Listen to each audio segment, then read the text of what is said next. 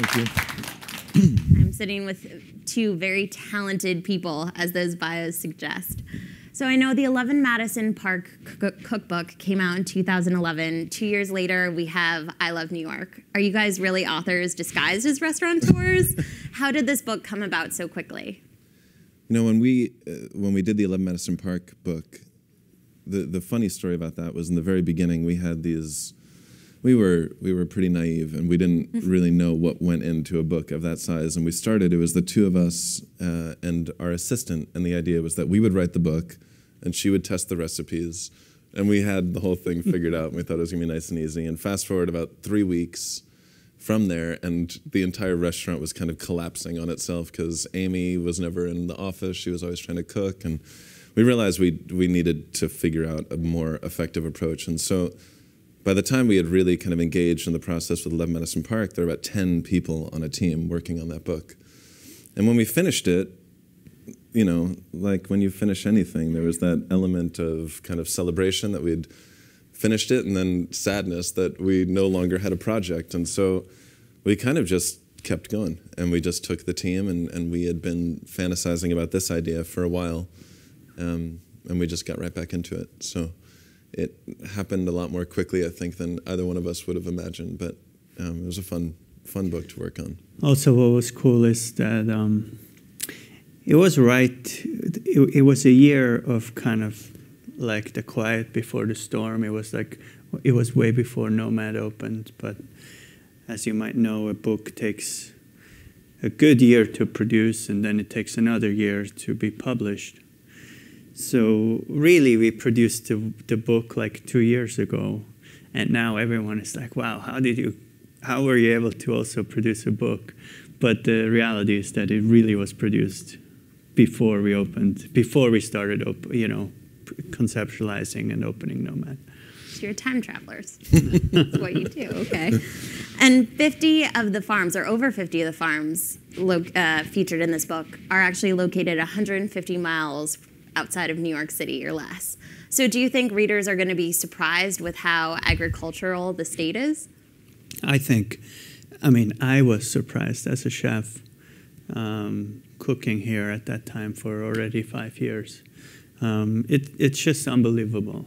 You know, we have the Atlantic Ocean, which is some of the best water for seafood in the world. It's really cold water. It produces really sweet shellfish and incredible fish.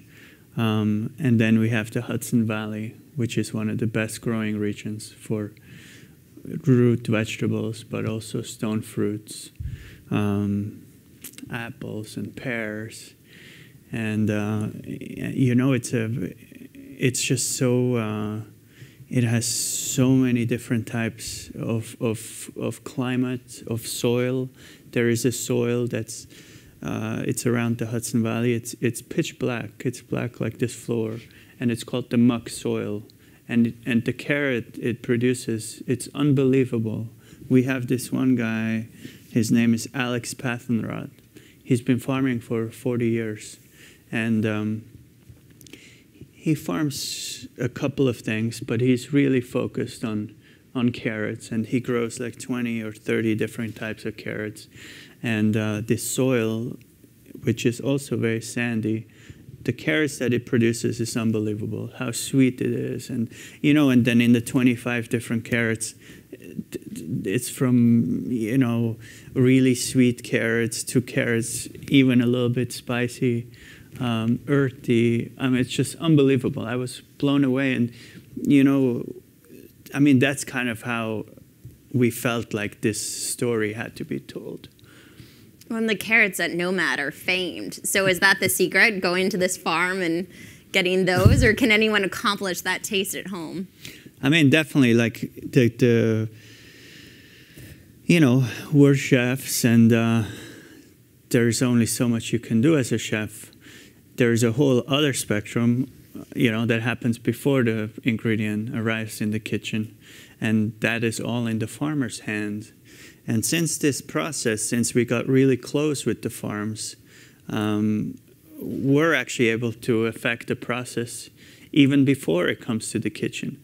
you know, when we have a dish and we talk to the farmer, we say, you know, we want a carrot that's, just staying with the carrot, could be anything, but, you know, we want a carrot that's a little spicy. We want a carrot that's this. We want a carrot that, you know, a certain size. We can really control a lot of, or we can say, you know what, we want to have 10 different carrots that nobody has heard before. We want to grow some really old heirloom carrots. And with these relationships, really the sky is the limit. So can you guys start a CSA for us? No, but you know, I think one of the things that a lot of people have been asking, okay, you can call a book I Love New York, and it works everywhere because it's New York, right? But a lot of people have been saying, okay, how do you use this book if you don't live in New York? And I do believe that there's an element of this that's more just about the spirit of the book. And I think to that point, when you think internationally, at the very least, when people think about New York, they think of Manhattan, and people don't even know how much just amazing product comes from around here. But that's also the case in a lot of places in America, where people are so focused on this ingredient from there and this ingredient from there that they don't take the time to look in their backyard. And oftentimes what's there is going to yield you a much better dish and a much better meal than anything that you can get from importing it, just because of how long it's been out of the ground, or you know, just the care with which it's being produced. But it was also an exciting story for us to tell because, you know, we do get to travel a lot. That's one of the benefits of what we do, is we kind of, as a requirement, need to go and experience some of the great restaurants out there. Everyone's crying yeah, for exactly. you. So we've been to Rome and Tokyo and Piedmont, Lyon, and when you go to the great restaurants in these places, like the 3 Michelin star restaurants, there's an amazing sense of place.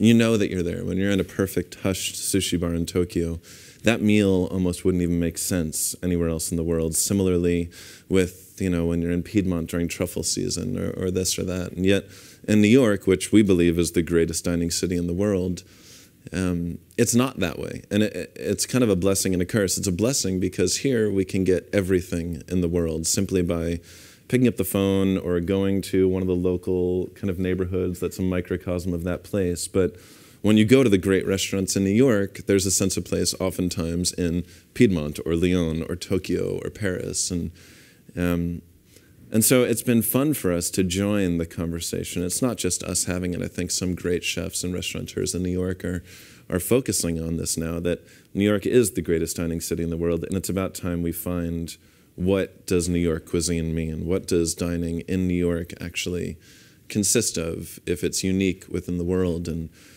based on what's growing around here, and also based on so much of the history and the traditions that have taken root here, it was a really fun thing for us to learn about, to talk about, and then to really begin to integrate into the restaurants. And I know in the introduction to the book, you touch upon that. So it was partially created to begin the conversation, what is New York cuisine? So now that you've written it, do you have an appropriate answer? What is New York cuisine? Yeah. I mean, you got to buy the book. That's the whole thing. Fair enough. Fair enough. And I know that 11 Madison Park underwent a menu change at the end of last year. So do you both feel that the process of writing the book changed your approach to both of your restaurants? I mean, writing this book has definitely made us rethink everything we were doing, and it has definitely influenced the recent changes at 11 Madison Park. But to the question before, what is New York cuisine? I think that is a really open-ended question, and the book will have some answers, but it's not going to answer everything. And I think we're just onto something. I think we're just at the beginning of something. You know, growing up in Switzerland, I grew up in a very small town of 1,000 people. And the surrounding towns were fairly small as well. And each of the towns had a local specialty. Like the town I'm from has a special type of chocolate that's stuffed with marzipan and, you know, a special, like a liqueur from the apples that we grow. And the town next to it has a famous sausage. You know, other towns have famous baked goods, famous vegetables, a special type of cherry that they grow. Every small town has that. And so whenever I travel, I look for those. You know, when I go to a new place, I say, okay, what makes this place special in terms of food, in terms of ingredients? And so it was no different coming to New York. And it's kind of harder to see because in New York we have everything. And if we don't have it, we fly it in and, you know, whatever you want. We fly in fish from Japan and olive oil from Italy and whatever. And but when I came here, I really wanted to dig a little deeper and to see what has been created here and what grows here the best. And I think it is the two things together that makes a cuisine to its place. I think it's the agriculture and it's the history as well. So like, you know, the egg creams, the Bloody Marys, the black and white cookies, the lobster thermidor, baked Alaska, you know, steak tartare, potato chips, and. I mean, there's so many things that have, you know, the oysters, like they were like 50 years of New York where people ate oysters, like a pound of oysters a day per person. I wish. I mean, oyster was like the thing. This was called the Oyster Island. Right. So that's what we're really trying to define and trying to, you know, just do more research and dig deeper. And I feel what's so exciting is like, I think we just scratched the surface. So in your travels throughout New York, was there anything that truly surprised you? I think that we had a list of farms that we wanted to go check out that were either farms we'd learned about or farms that we were using, farms that we had, at least up until that point, held in very, very high esteem. And the surprises came in different ways. One, farms that we hadn't really heard that much about that were just unbelievable in the care and the attention and what was actually being produced there. And then there were the farms that we thought were unbelievable, and then when we got there, we're like, oh my goodness, I can't believe we've been buying from these people for this long. And so we went, there's 55 in the book, but I think we probably went to about 65 or 75 before we were able to kind of cull down the list to this. We spent a lot of time in a car together and spent a lot of nights in these random hotels in upstate New York as we were kind of exploring this. This book is arguably more accessible and simpler than the 11 Madison Park book, but it took a lot more work to put this one together because it was not just a book of recipes. It required getting to know each one of the farmers and kind of well enough we're able to tell their story because it's cool the amount of trust that they give you, these people who we didn't know very well, allowed us to tell their story to the world. And some of the stories, just beyond the food, beyond like the stories of the traditions, but the stories of these people, I mean, it's amazing. They kind of shoot the entire gamut in terms of where they're from and how they ended up doing what they're doing. It was really fun. And it seems like some real characters as well. Yeah, well, you have everything from like the jaded lawyers or people that work on internet companies that kind of like they can't do it anymore and they move out to Long Island. That was intentional. Or and then there, you know, were the people that are fourth generation and had always been doing one thing, and then, you know, the food craze is taking over and they wanted to do something better. And but yeah, the pictures of some of these people, it's amazing. But also, I truly believe that it's that when there is a connection to the product, when you know exactly where it's from, it just tastes better. Like, you know, I remember as a child when we would go out and went to forage mushrooms, or we went to, you know, pick fresh strawberries and then we made a strawberry pie, or all these things. It just tastes so much better. So I think the more people of our team we can get to the farm and get to know the farmer, the more we can translate that to the guests. The more passion there is, the more care there is. you know, if when the cooks know where it's from and how much work it takes to, you know, get to this product, you know, certain things at the restaurant, we're using all these little small, you know, chanterelle mushrooms, for example, or the TriStar strawberries, also very tiny. And, you know, when you see what it takes to get to that, the way you care for it is a lot different. And then in the dining room, if they know the same thing, then the way they present it to the guest, they're much more excited about it because they know how special it is.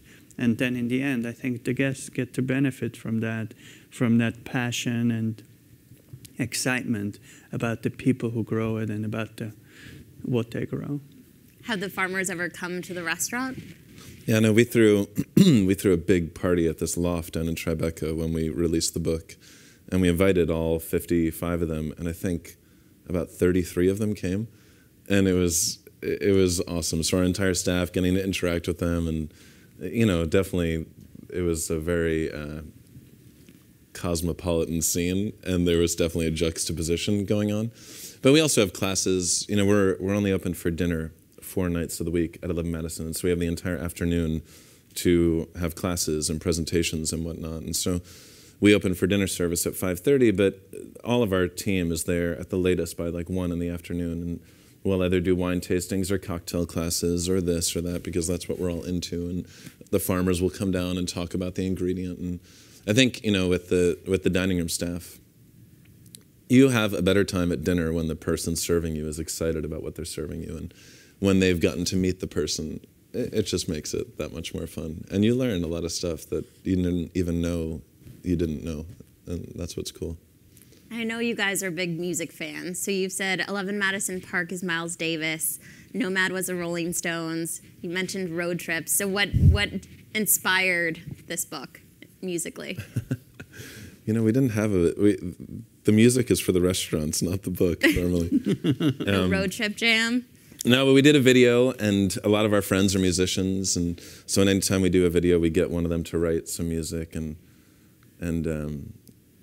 the directions for kind of an inspiration for the song that accompanied the video for this book was Mumford & Sons, for what that's worth.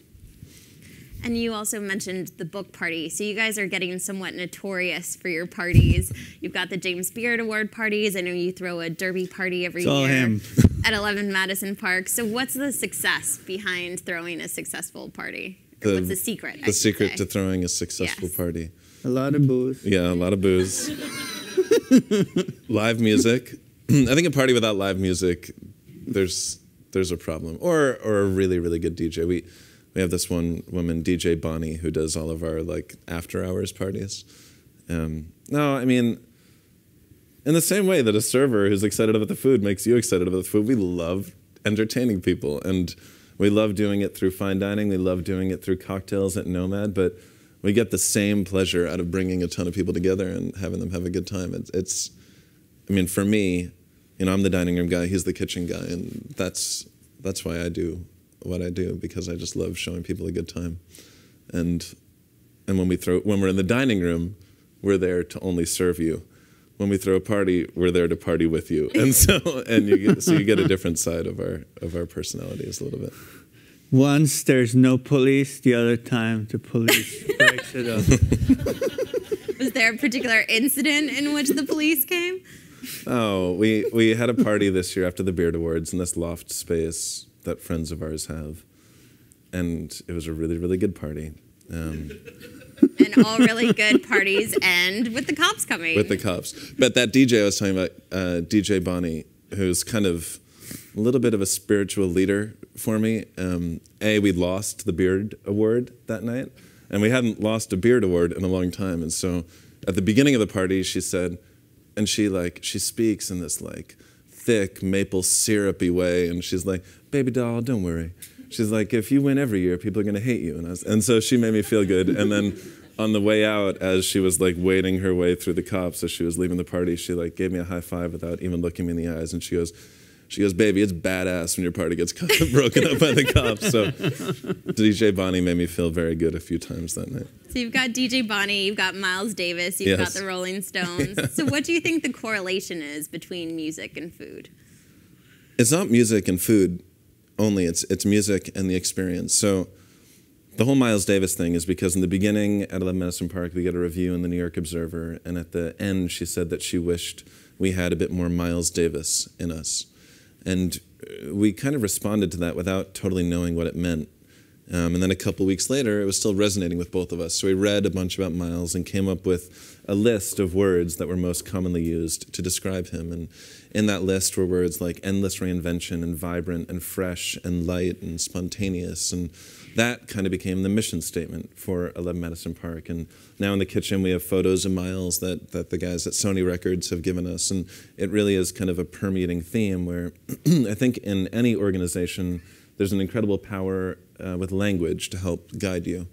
So when we were getting ready to open NoMad, we needed an artist as well. And the thing with the Stones are, I mean, the Stones, we wanted NoMad to be fun, loud, loose, a bit crazy, and I think that's what the Stones are. But if you read about the Rolling Stones, when they were coming up, they were so deliberate and studied and intentional with everything they did. If a new blues album came out from the South in America, they'd buy it, learn every song note for note, break it down, dissect it, and in doing so, I think the Stones revolutionized music with like kind of R&B and blues and kind of weaving those all together. And so what we want NoMad to be is crazy and chaotic and fun, but intentional.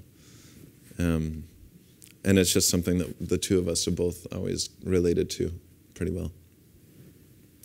You're both innovators, so when it comes to cookbooks, where do you see the technological advances going to kind of make things easier for consumers? I know you guys have an email address in the introduction to your book that people can reach out. Do people use that?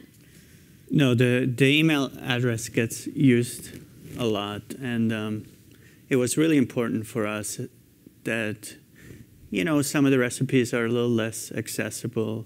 We didn't really want to sacrifice, especially with the 11 Madison Park book. We wanted to really show what we do at the restaurant. And I think in the I Love New York cookbook, it's a good mix, but some recipes are a little bit more challenging. So we really wanted to make sure they're accessible in a way that there's always somebody there to talk to you. And we do get still, for the 11 Madison Park book, we get about 5 emails a week with questions. And now with this one, we get a lot more, obviously. But we're trying to get back to people really quickly, you know, in the first day or so. But, you know, it's interesting. I ask myself a lot because at some point I was wondering if we should be, you know, kind of a leader with the ebooks, and then, you know, I collect a lot of books and I have them at home, and it's really beautiful to have real books still. So I'm not sure, and it hasn't really taken off as fast as I thought it would. So I'm not sure exactly where it's going, and I still feel a real book is beautiful. And I think it's very cool what some websites do where there's you know, with the recipes, there's little videos, and it definitely can give you more in that sense. But as far as the spirit of a restaurant or of a state, I feel like the book has more soul. And maybe it's just me, the way I'm used to, you know, I've been collecting cookbooks since I'm 12 years old. So for me, there's something special about it. So I'm not sure how it's going to look like. Yeah, I feel like cookbooks are just one of the last things that people actually want in a printed form. You know, like I travel with my iPad, and if I'm buying a book, I buy it for my iPad. But a cookbook, I don't know, you use them. I think in the introduction to the first one, we said, we want this book either beautifully presented on your coffee table or lovingly stained in the kitchen, but like, please, you know, treat it as such. And I'm happy that there's still a book like genre that is selling well in printed form. Last time you guys were here was February 2012, right before NoMad opened. How have things changed since then? Besides the obvious opening of NoMad. He had a new daughter. Congratulations. Coco, who's my goddaughter. And that's the closest I've come to having my own children. So that's been exciting for me. Maybe a little bit exciting for him. He has a few more gray hairs. I have, in general, less hair, and then within that hair, more gray hair. We're busier, but our team is bigger, and in a way, we have more time. In a really bizarre way, we're doing a lot more than we ever did before. But it's really great. I think this is obviously an optimistic time in New York. Anytime you're being interviewed at the beginning of spring, you're always like, oh man, life is awesome. I love everything and everyone. And it's true. But we've been very lucky in how our team has evolved and grown, and how, in spite of the fact that the number of things on our to-do list have grown exponentially, we've maintained a similar pace and balance and ability to juggle things and handle them, I think, pretty well. In spite of some, issues and road bumps along the way. In the grand scheme of things, I think like sometimes you get caught up in your world and you feel like you're ruling the world, but in the end of the day, we're running two little restaurants. It's not, and they're so close from each other. So when you put things in perspective, and we have an amazing team. So it's like, it's not that big of a deal. I mean, other people save lives, and we're just serving meals to people, and luckily there is enough people who want to come. So. It's a very grounded worldview to have. I don't think anyone else would say 11 Madison Park is small, but fair enough. So for any of you who haven't eaten at 11 Madison Park, at the end of the meal, they present you with granola. And I'm not sure if the woman who was here February 2012 is currently in our audience, but she asked what's happening with the granola. We all want it. We want to have it at home. What are the plans for the business? Is it still an option? I would imagine our answer at the time was, hey, we're actually thinking about maybe. Yes, you're like, it's in the works, it's happening. Yeah, it's not happening anymore.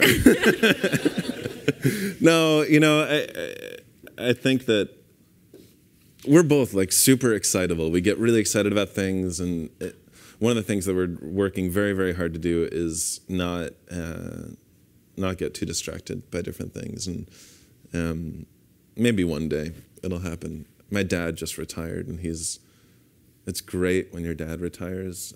It's scary also, however, and my dad was in the restaurant business, and so he's like, well, it's great, I have all this time, I can really help you out with your business, and that's a scary thing. I was say, why can't he do it then? So then he called the other day, he's like, what if I do the granola thing? And I was like, Dad, no. So maybe my dad will start selling our granola at some point. Let us know. And you've been working together at this point now for 7 years. So how has the collaboration changed? Obviously, you guys are very close. I think it's incredible. I feel so lucky, or we feel so lucky that we have really found each other. I think it's so much more fun to have a partner. And it's just something you have to work on. It doesn't come just easily all the time, because your personal life changes and work changes. You're surrounded by different people. You have more restaurants. The press and all the things that are around, and so you constantly need to work on it. But I think it's stronger than it has ever been, and I think there was a time where we kind of, made the decision to really be together and build something together. And I think from that moment on, things really started to come together for us. Yeah, I think we're very close, obviously. And not every day is a good day. And on the bad days are never that bad when you feel absolute support from your business partner. I think that's really, really comforting. I think we've had to learn how to disagree. I think there were years where we just agreed on everything and it made working together super, super easy. And we don't always agree on everything. And I think it's a skill. It's like, and we always talk about it kind of half jokingly, but sincerely, it's like marriage. And when you talk to the people that have been successfully married for 50 years or something, they always talk about just, being very intentional in your pursuit of a healthy relationship. And we're friends with this family that owns a restaurant in Seattle called Canlis. And it's a third-generation restaurant, so it was opened by the grandfather and then run by the parents for a long time, and now the kids, who are very close friends of ours, are running the restaurant. And their dad is just one of these sage, wise men who, when you're with him, everything he's saying, you're receiving some brilliant, advice. And every time we're with him, he never even tries to advise us on what we're actually doing in the restaurant. It's only just him kind of speaking into our relationship and our lives. And the thing that I think separates 11 Madison Park and the NoMad is that they're not chef-driven restaurants or restaurateur-driven restaurants. They're restaurants that are founded upon the collaboration between the kitchen and the dining room. And it starts with us, but it cascades through the entire staff. And our staffs are really, really close. There's this old kitchen thing where when a cook who's been at a restaurant for a long time leaves, on their last day, they get dumped in a big ice bucket. That's like a thing that's kind of at all. Sounds great. Yeah, it's terrible. Anyone want to work at a restaurant? But that's like every great restaurant out there has some vestige of that. And it was a very proud day for me. It was about a year and a half ago when I saw the cooks dumping one of the dining room staff into the ice bucket, and we knew we'd kind of finally arrived in that collaboration. But I think it's super, super important. How do you feel when you get dumped? That's why we bought the restaurant, so I never leave. I'm good. And Danny Meyer actually spoke about traditions like that when he was here last month talking about the family table, his book. Yes. And so we actually asked him to prepare a couple of questions to ask you. Oh. So the first one from Danny Meyer is, you two were born innovating, and each innovation has worked out incredibly well. How do you respond when people question your drive to disrupt the status quo? And while you're thinking about that background, in case anyone doesn't know, Danny Meyer was a mentor to both of you prior to you moving on your own. Yeah. So we're both very sensitive, and I think that is a requirement in doing what we do. If you're not sensitive, you're not open to the needs of the people you're trying to serve, and if you're not sensitive enough, you're not going to be good enough at reading the guest and kind of figuring out what to give them. But the dangerous part is, when people say mean stuff, it hurts a little bit. But I think Chef has actually been really good for me in this way, which is that the further down the line you go, if you're really trying to do something new and special and innovative, the less likely it is that you're going to please everybody. And so we work very, very hard to find balance between listening to everything that's said without being so reactive that you change every time someone says something, because then you don't actually have a point of view. You're just trying to please everyone, and in doing so, watering down the message that you're trying to convey. But, I mean, those are the most difficult times in our relationship, too. Because sometimes I'll be like, no, they said they didn't like it, we need to change it. And he'll say, no, we need to stay the course. We believe in this. We've spent time preparing for this. And one person can't throw us off what we're trying to do. And then other times it might be the other way around. But I think the answer is we listen to everything. And then, at the end of the day, you need to just decide what you believe is right. And I think that's how we've been trying to handle those things. It's a well-articulated question, though. Good job. I'd expect nothing less from him, right? Good job, Danny. So the second question that he had for you was, you two have derived enormous inspiration from Miles Davis. Someday a restaurant is going to put up words inspired by you two. What would those words be? There's no way to answer this question without being attacked somehow. I'm not sure I can. No, you know what is really cool? There's a restaurant in London that put a sign up on their wall in the kitchen that says, "Would 11 Madison Park do it like that?" And we saw that randomly on Twitter, and it was the coolest thing for our entire staff. And now that restaurant has actually been sending their staff 2 people every single month. The guy gave them his credit card, and they come to New York, and that feels really good. I mean, I think it's way too premature in our careers to really think about that. But for our entire team, there's 135 people that work at 11 Madison Park, and I think one of our biggest goals on a day-to-day basis is to make sure that their gas tanks are full. And when things like that happen, it's gold. It's amazing. The one word I want to be there is fun. I think that's something that's really important to us, and I hope that people will see that. And I think the other words, it's for other people to decide. We're going to finish our chat with a couple fill in the blanks. And for those of you in the audience that have questions, there are 2 mic stands and I believe books being sold in the back if you want to purchase those as well. So if you want to start queuing up.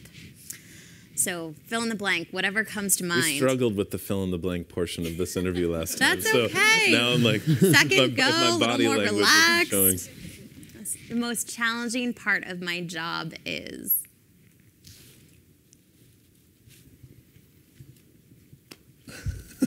See, here we go again. It's really hard. I'd say that to your point before, the most challenging part of my job is when we let someone down. I think we have really, really high expectations for what we're trying to do, and when you disappoint someone, it's the worst. The most challenging part of my job is to channel the ideas, because we can't do them all, and kind of prioritize, what we want to be and what we want to do, to the point of the granola business that had to go away, even we were super excited about. It'll happen one day. There's a lot of great ideas we have, and we have to stay focused and, If I wasn't in this industry, I would be... I'd be a musician. I play the drums. That's what there was like a point in my life where I had to decide whether I wanted to try to continue being a drummer or go into the restaurant business, or stay in the restaurant business. And I realized that I could own restaurants and play the drums, but I probably couldn't play the drums and, try to be a restaurateur at the same time. But it's that's one of the reasons we have these parties. We have all this live music, because in doing what we do, we get to really be connected to music and have a lot of great musicians around us. I think, I would probably be in cycling. As a junior, I was on the Swiss national team for mountain biking. And when I was 18 years old, I kind of had to make a decision, professional cycling or cooking. And with everything that went on with the doping scandal, I think I made the right choice. Yeah. He rode his bike 95 miles on Saturday. Oh my goodness. Just saying that out loud, especially on a Monday morning, is... So I respect this man's physical endurance much more than my own. Pretty impressive. I hate it when I get asked. To fill in the blanks.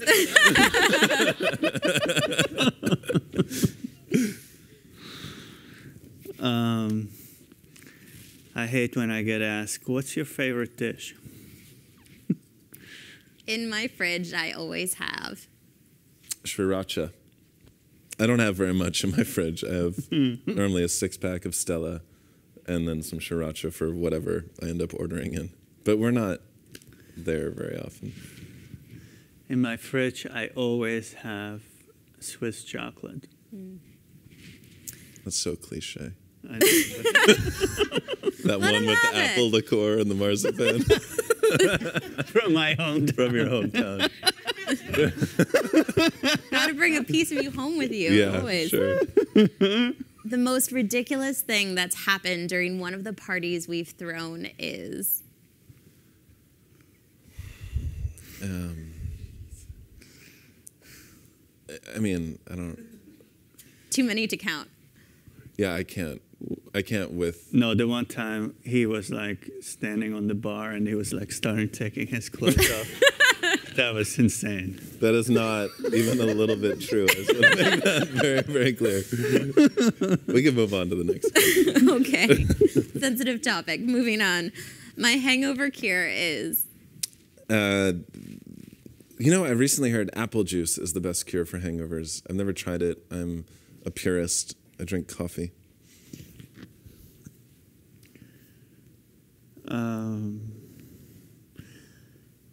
I mean, there's a lot of cures that he, over the years, tried to teach me.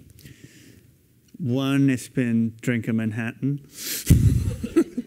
The other one has been eat a Big Mac at McDonald's.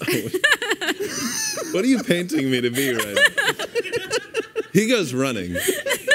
That's what he does. I'll answer that one for you. For running. me, none of them have worked out. Okay. So is it running then? That is. It's like a reset button. It drives me crazy. Like, we'll be in Piedmont and, we'll have this huge meal with way too much wine and I wake up just feeling terrible. And then he just like, he like comes, he's like, oh, hey, Will, just ran 30 miles. And Oh my goodness. I'm so Swiss. Does he eat a chocolate bar when he's saying that? With a spicy carrot or something. And then the last one is, my greatest food indulgence is? I mean, I guess there's different words to describe the word indulgent.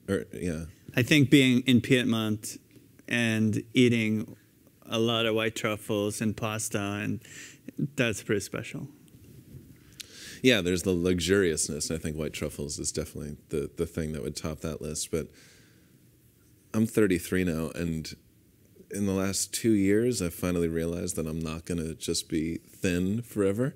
And so now indulgence also comes in just eating unhealthy stuff. And I'll say what I said last time, like a double-double from In-N-Out Burger, that's one of my greatest indulgences.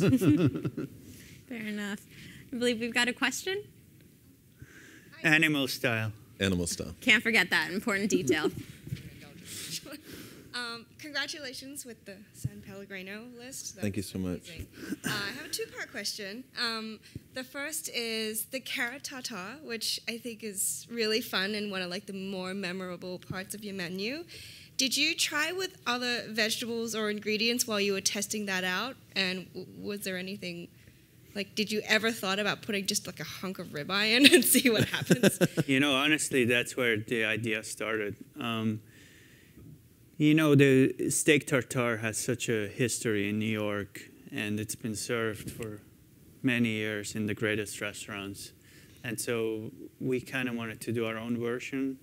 And so we were playing around with meat, but then different, the stuff that goes in it to make it different, or the fact that we were doing it at the table, we thought it was different. But then eating it, it wasn't like quite different enough. So one day I came back from that farm, and I had a whole crate of all these different carrots. And they were just playing around with it, with this old school meat grinder that you've seen.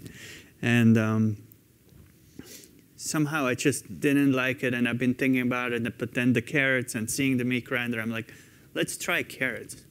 And everyone was looking, saying carrots. And I wasn't sure either.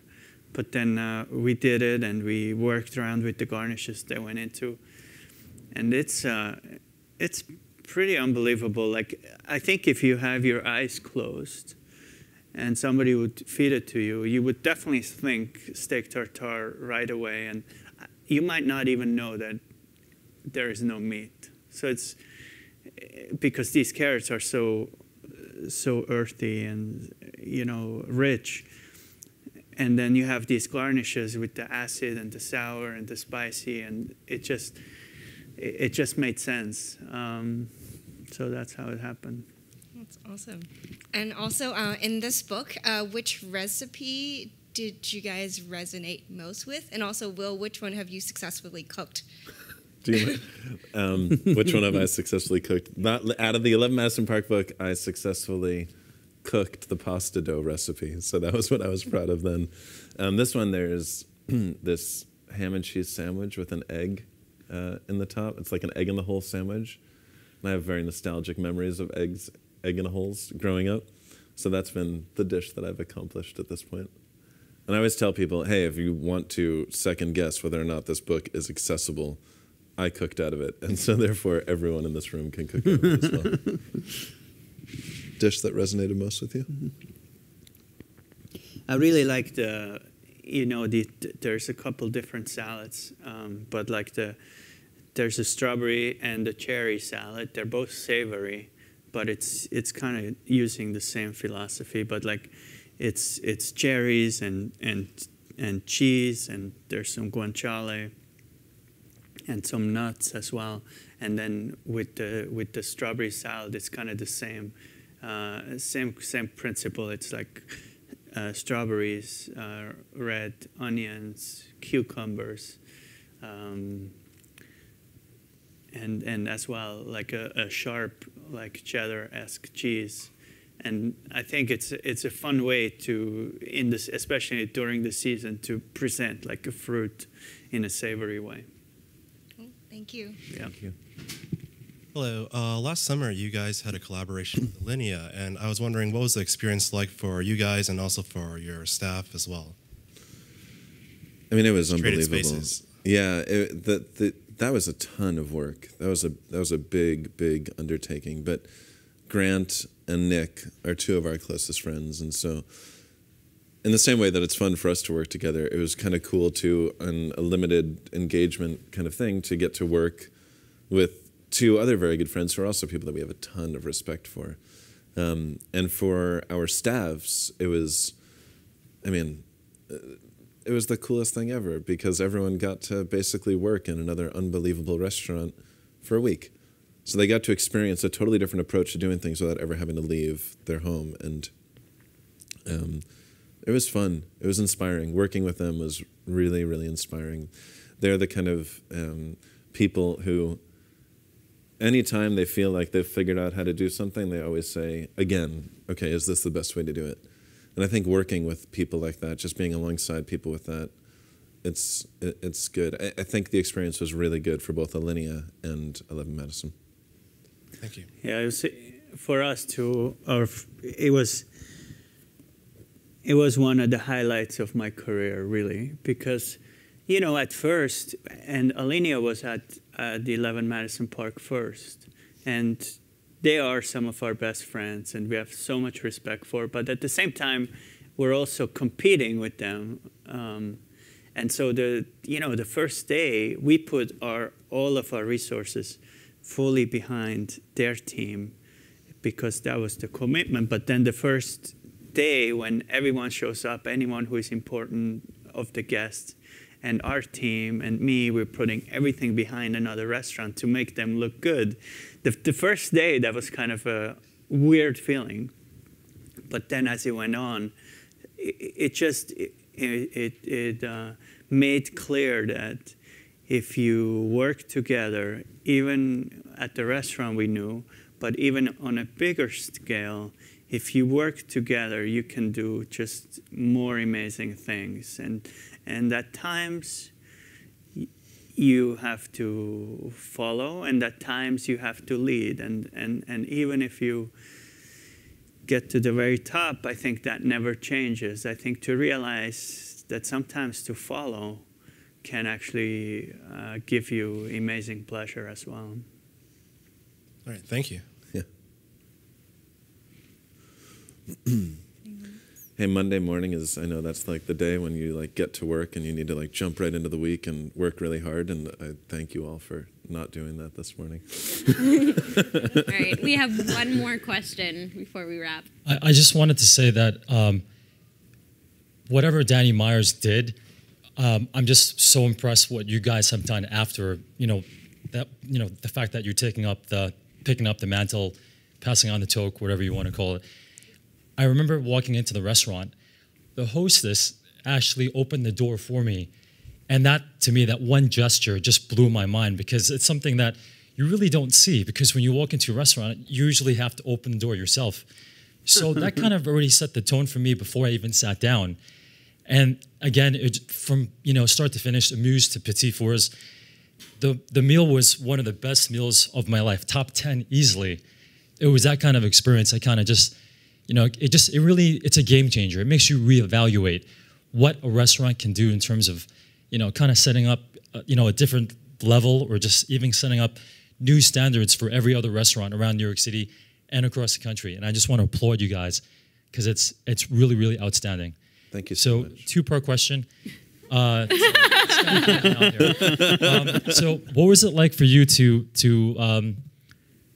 kind of understand that you had to kind of pick up after Carrie Heffernan, and then also for the front of the house, a similar related question. I wanted to see what was that kind of, crazy aha moment where you decided you wanted to actually take over EMP from Danny Myers, Well, for me, I never was concerned about picking up from somebody. I knew the vision we had for the room. I mean, 11 Madison.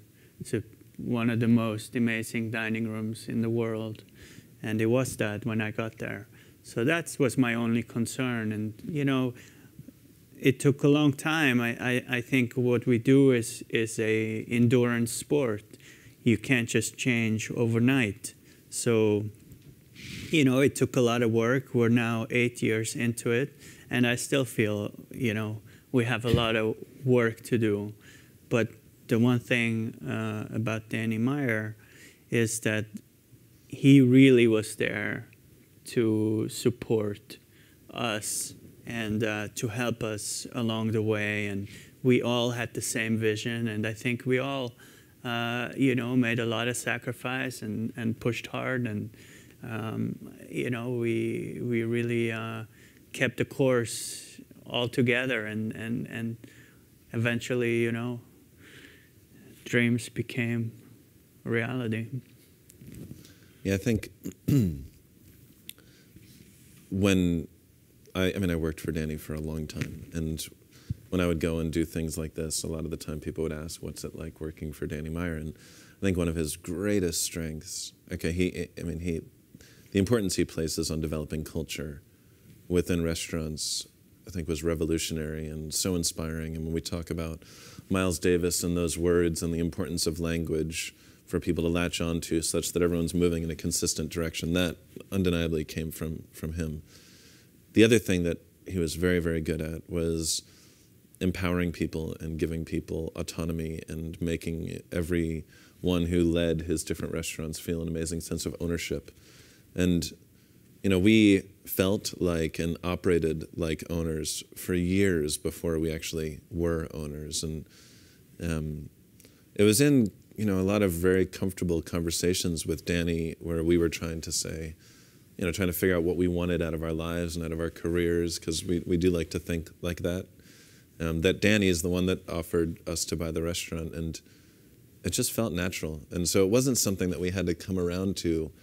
It just, the moment at which it was first brought up, we already kind of knew.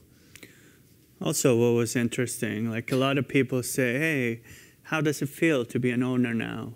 And to be really honest, it's not that much different, because I think because we cared so much before, because it was our restaurant before, all along. The first day we stepped foot into the door, it was our restaurant in our mind. And I think that's why it was never really a big adjustment for us. Yeah, and that's the culture. And I think if you look at, Kevin Mahan or Mike Anthony at Gramercy Tavern, that's their restaurant, and if you can kind of go through the different restaurants in his company, and the way he manages to accomplish that is pretty inspiring. Thank you for all of your questions, and both of you, thank you so much for coming and being here at Google. Thank you guys very much. Thank you.